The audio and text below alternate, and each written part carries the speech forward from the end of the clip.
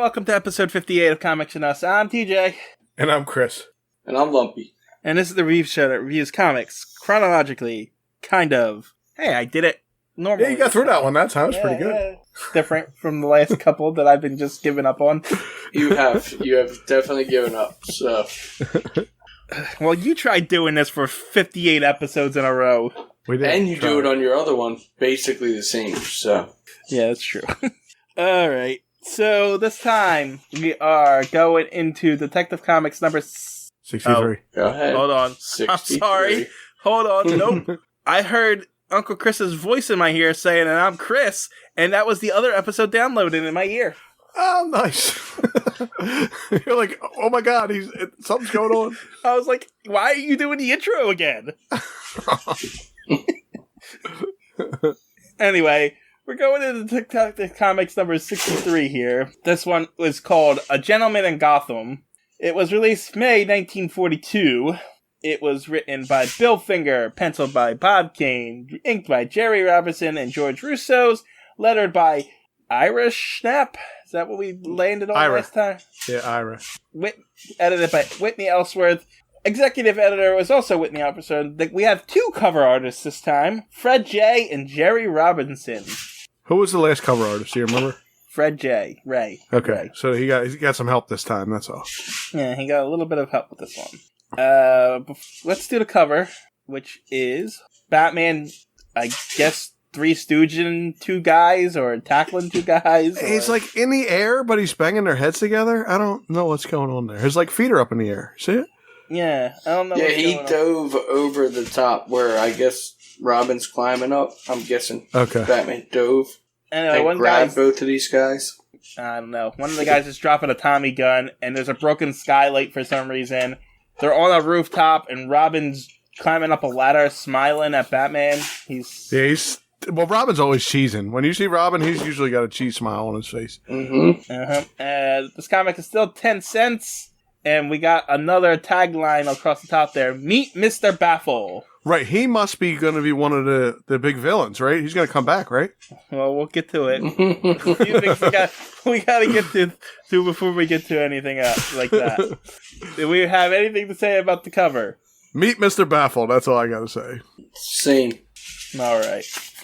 So before we get into the comic proper, I got another book review. Do you want to know what this one is? Yeah, sure. Little Eagle, a Navajo Boy by Armstrong Sperry. Oh, nice. I don't know. And we got another Superman secret message. What is it? It says Code Neptune number 7 and a bunch of letters. Yeah. I'll give you an example of the letters. It says, the letters are you building something over there? Yeah, he's making a house. Yes. I had to get up and get my bottle. Uh-huh. So some of the letters are AV space RLLW space :LT space MSFPUN comma. I don't know. That's the secret code. I think that Neptune number 7 is what you want to set your decoder to. Yeah, that's what I'm guessing. My dog decided to join in. Yeah. He disagrees with you. Anyway, before we go any further into Batman, this is the last appearance of both Cliff Crosby and Larry Steele as detectives in Detective Comics. Oh, okay. So, we're going to get new Detective Comic characters next week. I hope they don't cut Batman. Next month. And my phone just went off. Why are you sending me images during a podcast? That was a half an hour ago. He literally sent that at the beginning of the last podcast. Wow. Yeah. Well, that's what I just got it now. He's in a bunker. He's in a World War II bunker. Hiding from the rest of the world. I don't even know where I was. Splash page. No, I was talking about Cliff Crosby and Larry Steele. And new characters coming in. Alright, now on to the splash page. Go ahead. Do the splash page. Two guys sword fighting. One of them's Batman. Robin's swinging in. They're on I don't know what they're on. Is it blocks or I think they're safes. Yeah, they're safes. It is. Yeah, you see the money falling out the bottom? Yeah. And no background, just a big moon. And Bob Kane's name in the middle of the page. Why did I just get a spreadsheet from you, Lumpy? Look at it. What's going on here? Oh, okay. It's the coder for the Superman thing. Did you decode it? Oh. No, I don't have the letters. But next time, you will decode everything. Oh, will I? Yes. Yeah, we need to know the secret message now. Actually, next time, you got to go back and get all 3 and decode all 3 of them for us. There was only 2, but that's fine. Well, the next one's going to have one, too. Uh-huh. Oh, no, it won't, because it's a regular Batman comic in the next one. I'm going to look up what is the secret code in the Detective comic. That's about as much work. That's about as much work as I'm going to put into it. Let's see here. So, yeah. So, that's the splash page. So, Mr. Baffle's interesting, because he shows up, like, in the list of first appearances. Yeah. They tell you, Mr. Baffle debuted in 1942 in issue number 63. But he never comes back, right? Yeah, but spoilers, he never comes back. So yeah, what? I thought they were making a big deal. This guy was coming back. too. Yeah, I don't know what the deal was. I guess they thought that he was going to be a really big character, and then maybe the comic sold poorly or something. Yeah, I don't know. Weird. They make him out to be like almost James Bondish at first. Yeah. I'm sorry. I was waiting for Janelle and Kylie to stop talking in the background. Listen, I can't stop that. I'm in the room with the door shut. I can't help myself there. I know. I was just waiting for it. It's fine. Not complaining. I was just waiting. So I could just cut it out later. Anyway, so we open up somewhere in dictator trodden Europe, whatever the hell that means. Yeah, I don't know what that means either. Dictator trodden? Yeah, I don't know. There's a lot of dictators in Europe, I guess, at the time. Well, I mean, it's 1942. So Hitler is taking over most of Europe at that time. So It would be more like dictator. Yeah, I guess dictator. No, because dictator child would mean more than one. I guess Mussolini and Stalin. Right, that's what you're saying. Mussolini. Yeah, they were all out there. Yeah, you're right. I guess. Anyway, we start in a firing squad. And these soldiers are killing this guy in a blue suit for some reason. And they shoot him, and he falls over dead. But then he gets back up after they walk away. Is that how it works? They put you in front of a firing squad and they just leave you in the woods after they shoot you, or in the desert or wherever they are after they shoot you? No, but they kind of explain it because he bribed both the soldiers and the commander. Yeah. So the soldiers put blanks in their guns, and the commander agrees not to check the guns. Yes, and I guess he gives them giant rings from Sonic the Hedgehog. That's what it looks like. Yeah, they do look like Sonic. But I guess he ran into Sonic the Hedgehog and grabbed all his rings. I guess. Anyway, this guy decided he's not staying in Europe anymore, so a month later, he shows up in New York that is apparently Gotham. I didn't even think about that. He definitely shows up at the unless there's a Statue of Liberty in Gotham too. Well, I know there's apparently Gotham. One of the theories is Gotham is in New Jersey.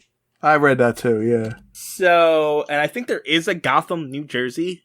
So maybe, I don't know, but yeah, he shows up in New York next to the Statue of Liberty, and they say that he's in Gotham. Well, he goes to Statue of Liberty, but then it says that very night on the roof of a great state building in Gotham City. Well, maybe he just made it that night to Gotham. Not the Empire State Building. No, the Great State Building. Yeah. Right. So, it's clearly a New York allegory here at work. So, I don't know.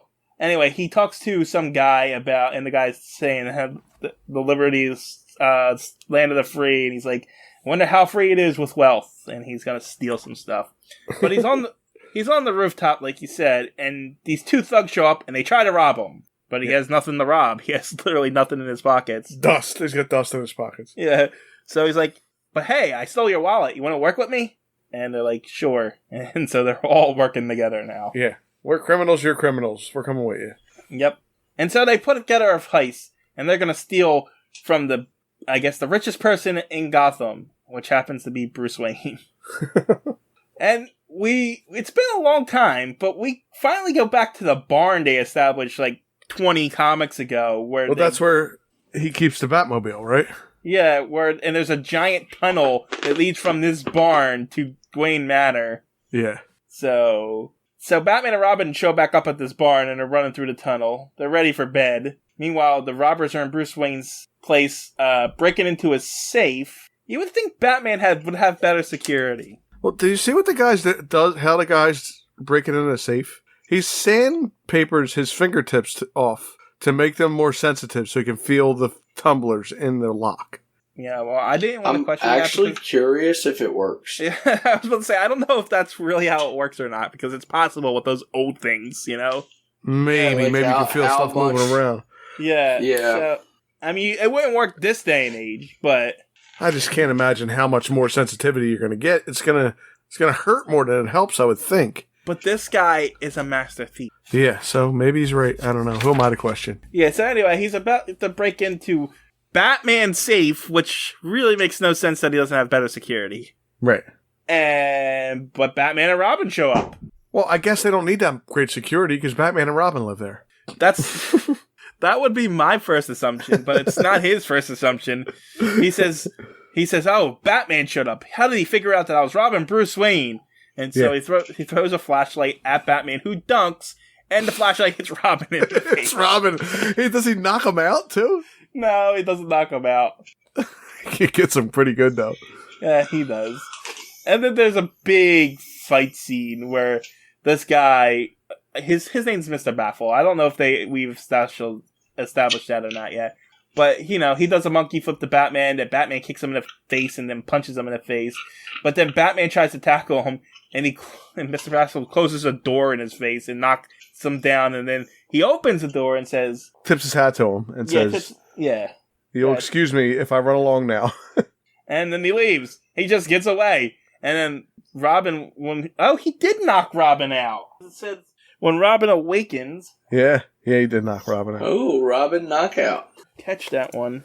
Go ahead, continue on. I got to update numbers. Well, what I don't understand is now Robin awakens and they're talking, but Batman thinks that guy's hilarious for some reason. Yeah, I don't know. I didn't get it either. Batman thinks love each other. After this. They got a bromance after this. It's very weird. Yeah. I don't know. You get that in like the spy thrillers and stuff like that, you know, where they find a worthy opponent, so to speak. You know what I mean? No, but he's like cracking up that he got away, and then when they go to Mr. Baffle, he's laughing about Batman. Yeah, I know. It's weird. Very weird. Anyway, that's the 20th time Robin's been knocked out. Wow, knockout number 20. I think Batman's still been knocked out more, but I guess I could just look that up real quick. Batman's been knocked out 31 times. Okay. But Robin's catching up. He's getting there. Yeah. I mean, if Batman's gonna duck and let projectiles hit him in the head every time. Right. He's like Robin standing right there. He's gonna throw something. Duck now. It's been a while since Batman had tried to kill Robin, so. Yeah. So Batman runs into the door. Is that how he gets knocked backwards? I think so. He tries to tackle him, but Mr. Baffles goes behind the door and closes it, and he tackles the door and bounces off of it, essentially. Yeah. Anyhow, you're right. Batman thinks this is hilarious. And then Mr. Baffle's back with his two hench thugs, and they think it's hilarious. Yeah, I don't get it. And, yeah, that's that. Yep. Baffles shaves his goatee off so Batman doesn't know who he is. Yeah, because, I mean, this is the same universe where a pair of glasses hides your secret identity. That's true.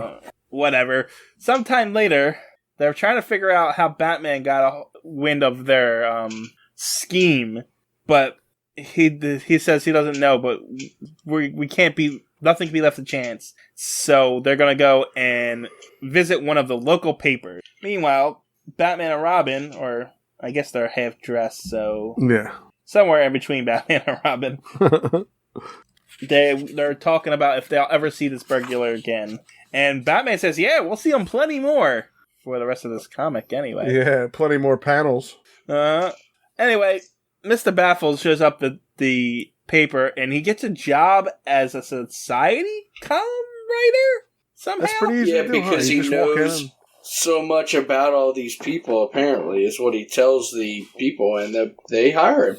Yeah, I mean, he didn't check anything. I mean, he apparently knows everybody in this town, even though he just got there, like, a month ago. Anyway, so he starts writing about society, and the scheme is, I'm just going to fly through this, he goes to a rich person's house, gets a layout of the rich person show him the house so that he can write a column about it, but he's also scouting the house so that he can rob it later. And then he does that, and no one's wise that he's behind any of this. Yeah. Because it's not like he writes the column and then immediately it gets robbed afterwards. That's not a coincidence at all. No. But when he robs him, he puts like a face mask and a goatee back on. So it's different. That's true. I forgot. Yeah. Anyway, so at one of these parties... Wait, but didn't he shave his goatee off so Batman wouldn't know who he was? Yes. Then when he goes to rob places, he puts his goatee back on so Batman draws does know it who he on. is? Yes. This is weird. All right. At one of these parties, Bruce Wayne shows up with Linda Page. Hey, we haven't seen her in a bit. I thought she left. Wasn't there somebody else after her? No.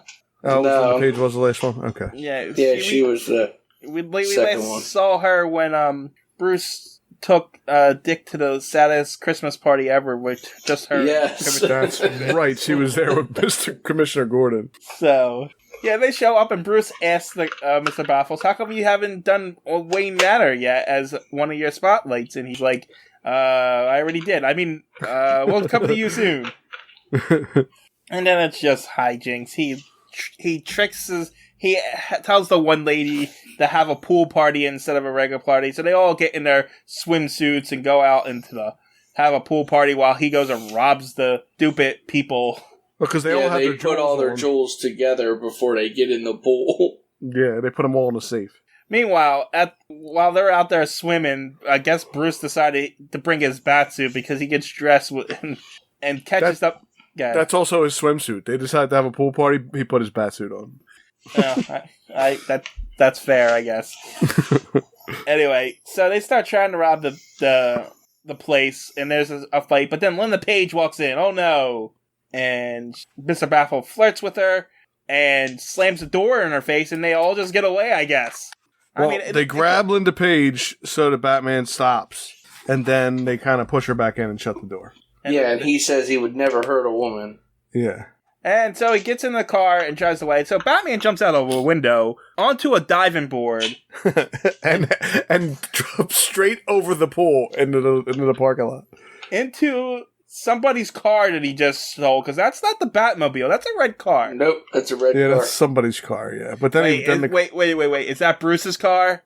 Is that the stupid red car from the first couple of comics? Oh, maybe it is. Maybe it's Bruce's car. It don't matter because he only has it for one panel. No one's wondering why Batman stole Bruce Wayne's car? But it doesn't matter, you're right, because he only has it for one panel, because for some reason, because I can't be bothered to read the narration, he jumps out of the car and into a carriage, horse-drawn carriage. They shoot his front tire out. Okay. Yeah. That's and so, I guess single horse-drawn carriage is fast enough to keep up with a car, because he's keeping up with it. And then he dives into the car, punches Mr. Baffle. But Mr. Baffle, go ahead. He makes an excuse why the thing keeps up. He says that the horse's mammy must have been a racehorse. I was going to say, because not only does it keep up, it catches up and almost gets ahead of the thing. Yeah. So Batman can jump into the car. Well, its mammy must have been a racehorse. That's what Batman said. And then he says yippee for some reason, too. He's been hanging out with Robin for way too long. Maybe Mr. Baffle was just driving slow and wanted Batman to catch him because, they have a thing going. Yeah, they're sweet on each other. Anyway, Mr. Baffle throws the jewels into the water and tells Batman, you have to make a choice. Either recover the jewels or capture me. That's not a hard choice. Why are you jumping in after the jewels? You can go get them later. You know where they are. You know exactly where they went. Yeah, but then what? They dragged the whole lake to find them? Who cares? They're jewels. They're from a bunch of rich people who don't need them. This is a criminal stealing from everybody. Yeah, he can't do it again if you catch him, and that's it. That's the main point there. Even if he can't recover the stupid jewels, who gives a crap? Right. That's not Batman's code. Yeah, because he likes jewels. Apparently, the rich people are more important than this guy robbing everybody. Yes. Come on, don't you know? He's a rich person. He's got to stick with his own kind. The rich people got to get supported first. Uh-huh. Anyway, the next night, there's another party or something happening.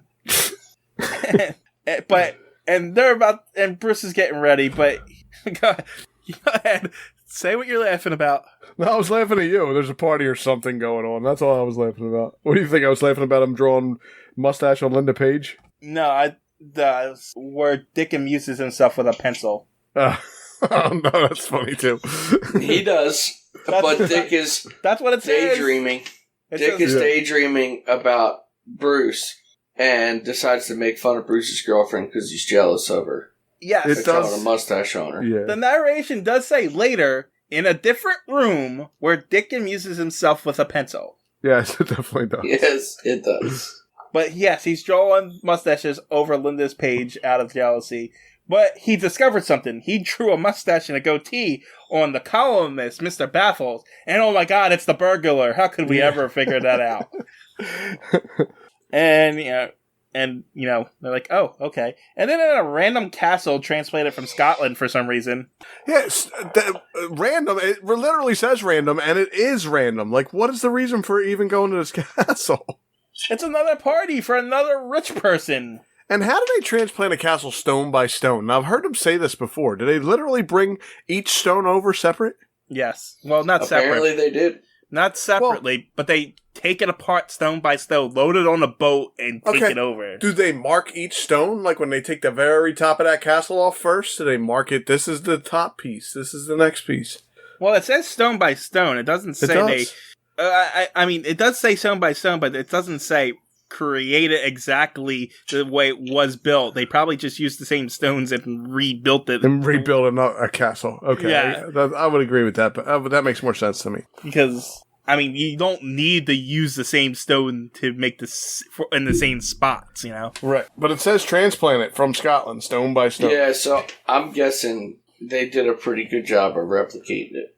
Well, yeah, they could replicate it, but that doesn't necessarily mean that stone in the lower left corner in Scotland, it has to be that exact stone in the lower left corner, They numbered them 1 to 1,000,000, and then had a blueprint with 1 to 1,000,000 on it. It was a puzzle. Yeah, it was Legos. It doesn't matter. Anyway, at this party, is this Linda Page again? Who is this girl? It looks like her, but I don't know. Oh yeah, it's Linda. He says, how childish simply it is. Why, Linda, you still up? Why wouldn't she be asleep? It's a party. Maybe castles make her tired. At a party at someone else's house. Do they all just sleep over at the parties? Is that what this is? Is that what high society does? They go to someone's house and sleep there for the night? Well, when they all go to a castle, they just sleep at the castle, and they pick their own rooms and stuff. Well, I assume the castle's owned by this lady in the green dress and the old white guy. Oh, okay. Because they're gonna rob them, so... Yeah. Anyway, Mr. Baffled flirts with Linda, and then Batman shows up, and I forget what happens. You take over. Batman shows up, and he traces the beads. Yeah. Linda drops beads down the steps as she's going up the steps, and then he follows her. Yeah, but why does he take Linda in the first place? I don't know. She figures out that his fingers are red, and she freaks out and says she knows it's him because he's got the fingers are sanded down. Dangerous knowledge, my dear. I'm afraid I'll have to gag that beautiful mouth of yours. And he drags her off. Why is he so bad? And then she drops beads all the way up the steps, and Batman follows him. And then Batman and Mr. Baffled get into a sword fight.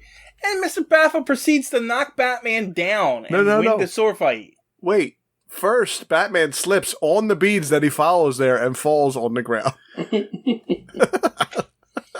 And Baffle's too much of a gentleman to let that take, so he has to give him the sword, and a fair fight ensues. I quit. You guys finish it. And then Batman had a chance to kill Baffle, and doesn't, because he wants to pay him back. So then they have a fist fight. And then Baffle jumps off the thing and says, goodbye for now. See you again sometime, Batman. But not for at least 50, 60 years. Because hasn't been back since, so. Not even 50, 60 years. He's never coming back because no one gives a crap about him. How do we know? It could be maybe 100-year episode they're going to bring back Mr. Baffle. 2039. 2042 they're going to bring back Mr. Baffle. Now, I actually liked this one better. This one wasn't... than the first one. Actually, when I read them both, I liked the first one better, but now that we've gone through them, I like this one better. Yes. All right. So the appearances are, there was a gentleman in Gotham. It was individuals, Batman, Robin, Linda Page, and then only appearances of Mr. Baffle, Egghead, Fish Eyes, Mrs. Davies, and Mr. Hatter. And the locations, all it says is Gotham City and Wayne Manor. It doesn't say nothing about a castle from Scotland or nothing like that. Nothing about the castle or the people who were swimming. The other people's house with the pool, nothing. And then vehicles was the Batmobile. And that's it. In the notes in the DC database of this comic, it says Mr. Baffle escapes Batman by leaping from a building in the river and vows that he return, and then he never returns. Right. He's eaten by sharks. I don't know. Maybe he's going to come back eventually. Are you done? Don't hold your breath. Are you done? You want to hear a joke already? You're done? Yeah. Yes. I can't do it anymore. This is... All right. Well, I got a good joke this time to ease your pain. You ready? Is it baffling? It might be a little baffling. So if Batman didn't fight crime, he would have opened a vineyard because he brews wine. Brews wine. I don't get it.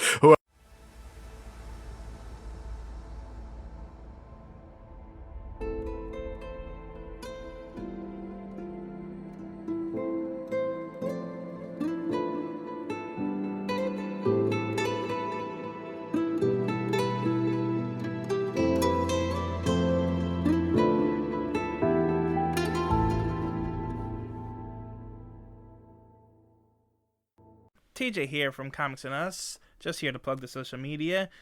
Check us out on Twitter. Our handle is @EveryTNUs because someone took everything and us, but the name of the Twitter page is Everything and Us Podcast, and then the handle is @EveryTNUs. You can also check us out on Instagram, which is also Everything and Us. These all encapsulate all the podcasts that I do, but you're going to find all your updates for Comics and Us, Anime and Us, so forth and so forth. You can also contact us right now at everythinginUspodcasts@gmail.com. Still working on the website. And until then, that's where you can get a hold of us. That's all. Thanks for listening. Talk to you later. Bye.